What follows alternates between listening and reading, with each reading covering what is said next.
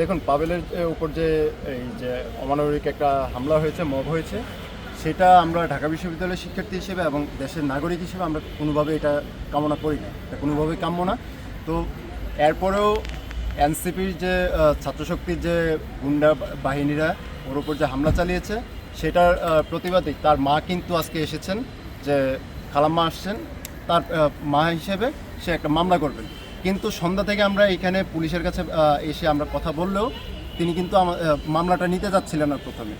পরবর্তীতে এক পর্যায়ে আমাদের সাথে কথা বলতে বলতে তার সাথে আমরা দীর্ঘক্ষণ আমরা যখন বাকবিতণ্ডা চালিয়ে যাই, তখন তিনি বলেন যে ঠিক আছে, আপনারা একটা অভিযোগ করে যান, এটা আমরা এফআইআর করে পরবর্তীতে আমরা মামলাটা অটোমেটিক করে ফেলবো এবং আপনাদেরকে আপডেট জানাবো। এই হলো আজকে এই যে সন্ধ্যা থেকে এই পর্যন্ত। পাভেলের সর্বশেষ কী অবস্থা এখন? পাভেল এখন কিছুটা অবস্থা উন্নতির দিকেই এখন। দোয়া করবেন সবাই যেন ও আরও দ্রুত আরোগ্য লাভ করে। পুলিশ কারণ দেখাচ্ছিল যে যদি ওর মানে মা যদি বা আমরা শিক্ষার্থীরা যদি এখানে মামলা করতে যাই, তাহলে হচ্ছে যে এনসিবির যেসব গুন্ডারা তার উপর হামলা চালিয়েছে ওরাও পাল্টা মামলা দেবে। এই ভয় দেখিয়ে মামলাটা নিতে চাচ্ছিল না। কার বিরুদ্ধে মামলা দেবে? এই যে পাভেলের বিরুদ্ধে।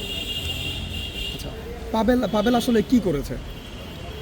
আমরা যতদূর জানি যে তাকে ছাত্রলীগের ট্যাগিং দিয়ে এই মতটি করা হয়েছে, কিন্তু ছাত্রলীগের রাজনীতির সাথে সে সরাসরি ওভাবে সম্পৃক্ত খুব বেশি একটা ছিল না। অল্প কিছুদিন সবারই করতে হয় সেটা সে করেছে, কিন্তু পরবর্তীতে তার সম্পৃক্ততা তেমন ছিল না এবং সে কিন্তু 5ই আগস্টের পরবর্তী সময় কিন্তু হলেও অবস্থান করেছে। যদি ছাত্রলীগের রাজনীতির সাথে এখনও সম্পৃক্ততা থাকতো তাহলে কিন্তু সে হলে থাকতে পারতো না, সে হলেও অবস্থান করছিল। এবং আমাদের যে এটা ধারণা যে পূর্ব কোনো শত্রুতার বশীভূত হয়েই কিন্তু তার উপরেই মতটা করা হয়েছে।